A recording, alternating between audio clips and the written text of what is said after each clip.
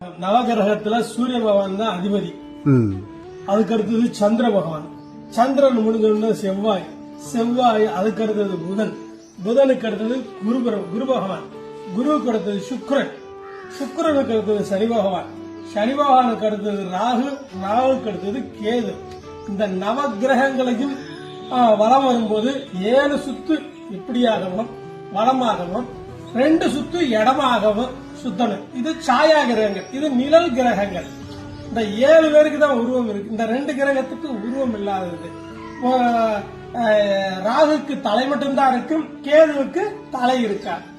இது மட்டும்தான் இருக்கும். இந்த நவகிரகங்களை சனி பகவான் மட்டும்தான் தர்மவான். அவரு எந்த பலன் கொடுக்கறதா இருந்தாலும் சரி, நல்லதாகட்டும் கெட்டதாகட்டும், எது கொடுக்கறதா இருந்தாலும் அவரு சிறப்பா செய்வார். கண்டிப்பா சிறப்பா செய்வார். ஏன்னு கேட்டீங்கன்னா, நல்லது செஞ்சா நல்லது, கெட்டது செஞ்சா கெட்டது. அப்ப எப்ப வரும்னு கேட்டீங்கன்னா, அந்த 7.5 சனின்னு சொல்லுவாங்க பாத்தீங்களா, அந்த காலகட்டத்துல ஒவ்வொரு ராசிக்கு 2.5 வருஷம் 2.5 வருஷம் 2.5 வருஷம்னு போவாங்க. அப்ப அந்த காலகட்டத்துல யாரு என்ன பலன் செய்தார்களோ அந்த பலனுக்கேற்ப பலனை கொடுப்பார். இவருடைய குருநாதர் யாருன்னு கேட்டீங்கன்னா காலபைரவர், மகா காலபைரவர். இந்த காலபைரவரை கும்பிட்டா இவருடைய தாக்கங்கள் கம்மியாகும்னு சொல்லுவாங்க. கண்டிப்பா விஷயம். தேங்க்யூ சாமி, தேங்க்யூ சாமி.